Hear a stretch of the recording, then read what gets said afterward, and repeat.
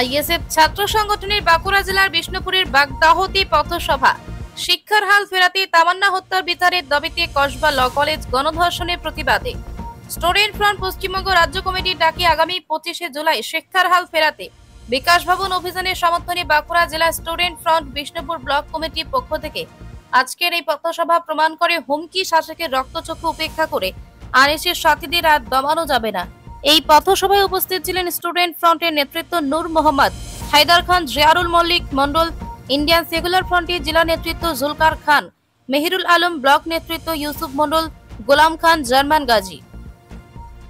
সেখানে আমরা সক্রিয়ভাবে আমাদের ইন্ডিয়ান সেকুলার ফ্রন্টের পক্ষ থেকে আমরা সমর্থন করেছি।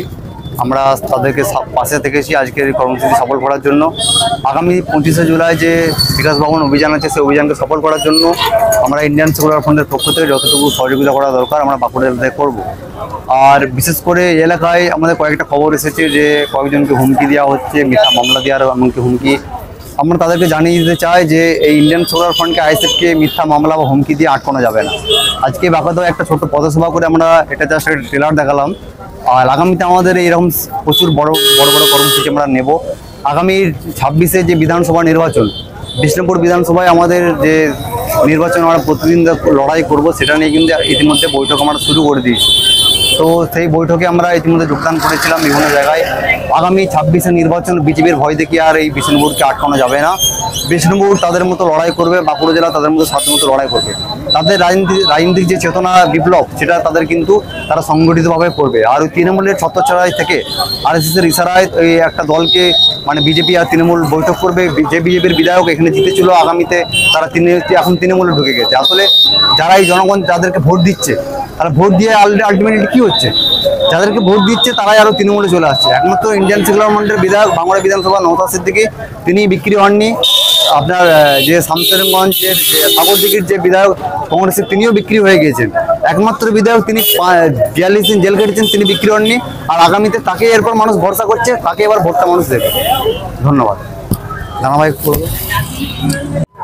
স্টুডেন্ট ফ্রন্ট বিষ্ণুপুর ব্লক কমিটির উদ্যোগে স্টুডেন্ট ফ্রন্ট পশ্চিমবঙ্গ রাজ্য কমিটি ডাকে আগামী 25শে জুলাই যে বিকাশ ভবন অভিযান ডাক দেওয়া হয়েছে তার সমর্থনে আজকে আমরা বিষ্ণুপুর বাঁকুড়া আমরা একটি পথসভা অনুষ্ঠান করি। এই পথসভা থেকে দাবি তোলা হয় সমস্ত সরকারি স্কুল মাদ্রাসায় সরকারি শিক্ষা ব্যবস্থা উন্নয়নের স্বার্থে অবিলম্বে উন্নয়ন করতে হবে। তার দাবিতে আমরা আগামী 25 জুলাই বিকাশ ভবন অভিযান করছি এবং সমস্ত সরকারি বিদ্যালয়ে প্রাথমিক স্তর থেকে কম্পিউটার প্রদান করতে হবে অবিলম্বে। এবং যে সকল স্কুল মাদ্রাসাগুলো আছে তাদের স্বচ্ছ পানীয় জলের ব্যবস্থা এবং অবিলম্বে স্বাস্থ্যকর টয়লেট গড়ে তুলতে হবে।